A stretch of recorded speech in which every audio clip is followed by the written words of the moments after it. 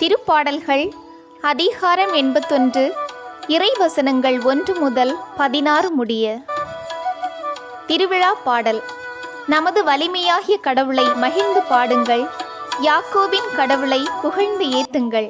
இன்னிசை எழுப்புங்கள், மத்தளம் கொட்டுங்கள், யாழும் சுரமண்டலமும் இசைந்து இனிமையாய் பாடுங்கள்.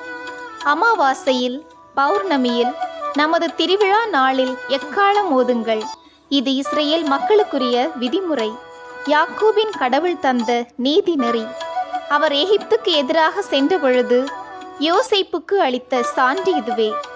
அப்பொழுது நான் அறியாத மொழியை கேட்டேன், தோழி நின்று உன் சுமையை அகற்றினேன், உன் கைகள் கூடை நின்று விடுதலை பெற்றன.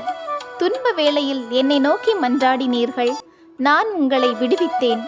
இடி முழங்கும் மறைவிடத்தினின்று நான் உங்களுக்கு மறுமொழி கூறினேன். மெரிபாவின் நீரூற்று அருகில் உங்களை சோதித்தேன். என் மக்களே, எனக்கு செவி கொடுங்கள், நான் உங்களுக்கு எச்சரிக்கை விடுக்கின்றேன்.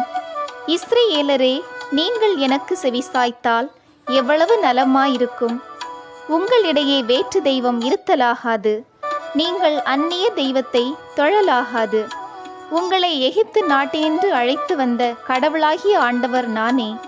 உங்கள் வாயை விரிவாக திறங்கள், நான் அதை நிரப்புவேன்.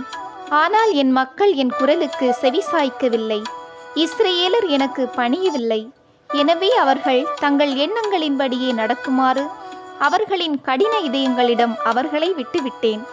என் மக்கள் எனக்கு செவிசாய்த்திருந்தால், இஸ்ரேலர் நான் காட்டிய வழியில் நடந்திருந்தால் எவ்வளவோ நலமாயிருந்திருக்கும்.